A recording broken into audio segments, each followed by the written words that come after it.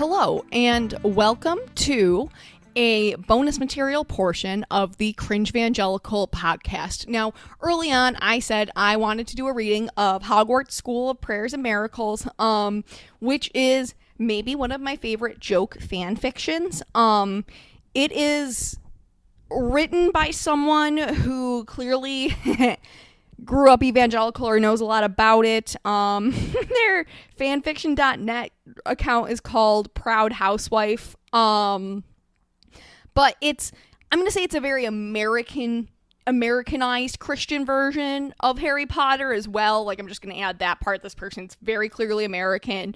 They're definitely clowning on Debbie and Michael Pearl, who wrote How to Train Up a Child. And the only people I've seen really cover this is Strange Aeons on YouTube, who is great. She does a lot of, if you like old Tumblr history or goth lesbians, she's for you. But I wanted to read this because I personally think it's funny. It is definitely making fun of a lot of the tropes that Christians saw wrong with Harry Potter, quote unquote, and some of the tropes of Christianity in general. I'm gonna do it probably 2 chapters at a time, maybe more. We'll see what happens with this recording, but I'm just gonna read it through, and this will just be bonus material for folks when maybe they're bored. So with that, let's get started.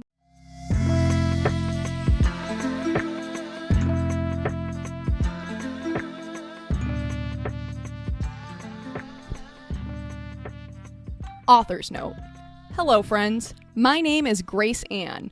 I'm new to this whole fan fiction thing, but recently I've encountered a problem that I believe this is the solution to. My little ones have been asking to read the Harry Potter books, and of course I'm happy for them to be reading, but I don't want them turning into witches. So I thought, why not make some slight changes so these books are family friendly? And then I thought, why not share this with all the other mommies who are facing the same problem? So, ta-da! Here it is. I am so excited to share this with all of you. So without further ado, Hogwarts School of Prayers and Miracles. Wow.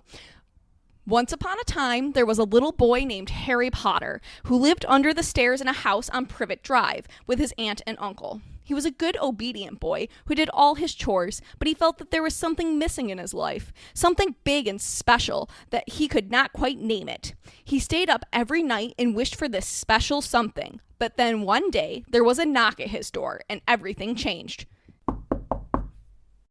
"Answer the door, Harry," his Aunt Petunia, a career woman, barked from her armchair where she sat with her feet up. She had short, curly blonde hair and never wore any makeup. Uncle Vernon nodded sheepishly from the kitchen and put a tray of moist chocolatey brownies in the oven. Shouldn't you be doing that? Harry thought, but he was a very obedient young boy. So he answered the door right away. He turned the brass metal doorknob and pulled open the heavy wooden door. On the porch was standing a huge, muscular man with a big, manly beard, and he was dressed in a plaid red shirt, blue jeans, and sturdy leather boots. His chest was covered in a thick, unruly carpet of coarse brown hair. He wore a necklace that looked to Harry like a lowercase t. Just looking at him made Harry feel happy, peaceful somehow, but he couldn't say why. "Good morning, kiddo," the man greeted amiably and smiled at Harry. He had the peaceful, friendly sort of face you knew you could trust. "My name's Hagrid. Could I speak to your mommy and daddy?" "I don't have a mommy or daddy," Harry replied sadly, and looked at his raggedy old shoes that were blue. Perhaps that was why he felt so lonely, he thought, not for the first time. Maybe that was what he was missing, a mommy and daddy. But no, that was not quite right. "I'm so sorry to hear that," Hagrid uttered empathetically. "You can speak with my auntie and uncle," Harry retorted politely and blinked his big, blue, childlike eyes. "What do you want?" Aunt Petunia peered out the door with her narrow, suspicious eyes. She was wearing a baggy, unflattering pantsuit. "Hello, neighbor. I was wondering if you had been saved," Hagrid exclaimed brightly and tipped his wide-brimmed straw cowboy hat. Aunt Petunia laughed a gravelly laugh and leaned forward on her sturdy, practical boots. "Saved? Don't tell me you are one of those Christians." Harry did not know what that word meant, but Hagrid's smile was the most peaceful smile he had ever seen. It made Harry feel warm and happy inside just seeing the glowing, radiant grin on the kind, friendly stranger's face. He wondered why Aunt Petunia and Uncle Vernon did not smile like that. "Yes, I am," Hagrid replied kindly. "Are you?" Aunt Petunia laughed again and stuck her pointy, sharp nose up in the air. "We are too smart for that. Haven't you read Dawkins? God is dead. Dawkins proved that. Why would you like us to educate you on the Dawkins?" "What is a Christian?" Harry queried innocently, and scuffed his shoe on the shaggy yellow carpet, which had not been vacuumed in quite some time. "Christians are people who want to be good," Hagrid explained wisely, and crouched down so he was on eye level with Harry. "We want to go to heaven after we die. Do you know what heaven is, Harry?" Harry shook his head, and his big eyes were wide and curious. "Heaven is a beautiful place where we can be with God." Aunt Petunia smacked her hands over Harry's young ears, and her voice was sickly sweet when she said, "Thank you very much for your concern, sir, but he does not need your religion. He has science and socialism and birthdays. Haven't you ever heard of evolution? I have a very good textbook on evolution that I could give you on it if you'd like to learn things." Hagrid laughed wisely. "Evolution is a fairy tale. You don't really believe that, do you?" "Yes, I do," Aunt Petunia screeched. I didn't screech, oh well. "Well, then prove it." Aunt Petunia could only stare at him, and her big mouth hung open dumbly. Here she thought she was so educated and always demanded that Christians prove what they believed in. But she couldn't even prove her own religion. It was then that Harry knew who the smart one was here. Sorry, the author wrote it weird, so I'm trying to figure out if I said it right. Anyway, continuing on, we're at the house. Hagrid's converting them. "Tell me how to get into this heaven place," Harry cried wistfully, clasping his hands together. "Sometimes the wisdom of little ones is really amazing. We think we grown-ups know it all, but then God speaks through the mouths of the little ones and shows us how we are all mortals struggling along the path of life." Humility. That's just the sentence. The sentence is just humility, period. Continuing on. "All you have to do is be saved. Do you want to be saved?" I do, Harry squealed, jumping up and down. "Then pray the sinner's prayer." Aunt Petunia tried to stop him, but she was powerless against Harry's pure, innocent, holy energy. Soon Harry had said the prayer. Hagrid beamed happily. "You're a Christian now, Harry," Hagrid cried proudly. Harry smiled, but then interrogated. "How do I be a Christian? I don't know how." Hagrid grinned widely. "There is only one place to learn that. Hogwarts School of Prayers and Miracles." Author's note. So what do you all think? I may not be a professional writer, but I think I am being given the talent to pull this off in a service of a greater mission. Blessings, Grace Ann. Next chapter. Chapter 2. This is the last one we'll do today, and then I will weekly upload this. Author's note. "Hello, friends. I have been getting so many lovely, thankful messages from mommies everywhere. And I just want to say thank you for all of your encouragement. However, I've also been getting several messages saying that my story is bad because Harry Potter is not just about witches. It is also about friendship and kindness and bravery.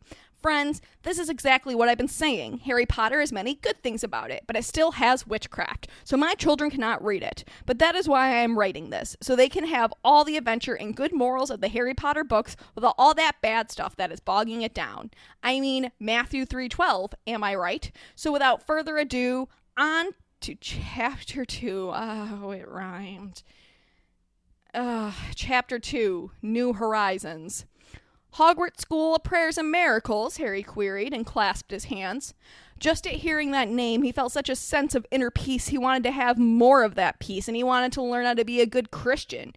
He was starting to think that peace and being a good Christian were, in fact, the same thing.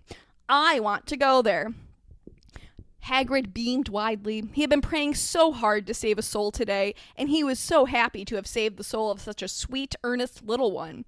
The poor boy being raised by two parents who were not Christian, and who both went to work and left him with a babysitter all day long. It was a good thing Hagrid had got here in time. 5 years down the road, Harry might have been a fornicating, drug-addicted evolutionist. "Don't be silly, Harry," Aunt Petunia commanded, and wrung her long, bony hands. Come back inside. I will read to you about evolution from the Dawkins. You do not need that silly religion. Harry scrunched up his innocent little face and thought very hard. Aunt Petunia and Uncle Vernon were as close to parents as he had, and this was the only home he knew. Could he really leave? But he was saved now. He had prayed the sinner's prayer. He could not stay here, not anymore, not with what he knew now. Suddenly, he knew what he had to do. No, Aunt Petunia, he uttered I made that forceful. Sorry. He uttered calmly with childlike wisdom. Evolution is not real. I'm going to Hogwarts. No, Harry, Aunt Petunia screeched desperately. I have an idea. You can have a second birthday today. You like birthdays, right? Birthdays are not of God, Harry verbalized knowingly, and I looked at his aunt with an innocent wisdom. You tried to corrupt me, but it did not work. But I forgive you, Aunt Petunia, because of Luke 23:34. Hagrid was amazed once again at the wisdom of little ones who've never read the Bible but know the verses by heart, apparently. He did not know if he could forgive someone who had hurt him as much as the woman had hurt little Harry. Deny him the truth? Who could be so cruel? But Harry did not even think twice about it. He forgave, just like that. Truly, Hagrid gained a new understanding of Matthew 19:14 that day. Do not leave, Harry, Dudley wailed childishly. Who's Dudley? Is that the husband? Whatever. I never read real Harry Potter, and I never want to give a cent to J.K. Rowling. Anyway, we're continuing. I must, Harry said, and stepped over the threshold. Goodbye, Dursleys. I hope you are saved too one day. Yikes. And with that, he and Hagrid began to walk down Private Drive? How will we get to the school, Hagrid? Harry queried curiously. We will pray, Hagrid retorted knowledgeably. How do we do that? Harry solicited inquisitively. Watch, Hagrid said, and then got down on his knees on the road. He motioned for Harry to get down on his knees too. Hagrid raised his hands to the heavens and cried out in a deep, thunderous voice, Dear Lord, take us to Hogwarts. Harry felt himself being whisked away, and in a moment he was sitting in the cool, damp grass outside a humongous, beautiful castle. He looked in awe at the tall towers and the gray stones. What a beautiful place. A tall, thin man with a long, pointed beard and big wire spectacles stood in front of Harry. He was wearing a brown tweed suit and a nice matching hat. His shoes were made of leather and polished until they shone. He had a smile much like Hagrid's smile. So peaceful. Harry just knew he could trust him. A lovely, kindly young woman with flowing blonde hair and a pleasant, heart-shaped face stood behind this holy man. Hello there, little one, the man greeted amicably. I am the Reverend Albus Dumbledore, and this is my wife, Minerva. Welcome to Hogwarts Schools of Prayers and Miracles.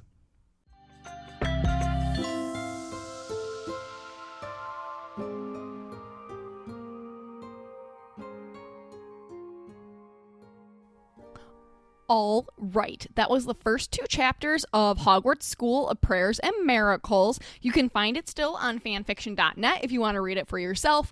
Like I said, Strange Anne's does a reading of it that I think is really good on YouTube. You should go check out her channel anyway. That's just a shameless plug. I really like her stuff. And the only thing I have to say is the birthday thing is not evangelical Christian. It's Jehovah's Witness. They don't celebrate birthdays or holidays, but like evangelicals definitely celebrate birthdays. That's the only thing I wanted to put on, but thanks for listening. I really appreciate it. And of course, stay tuned for next week when we read chapter 3 and 4.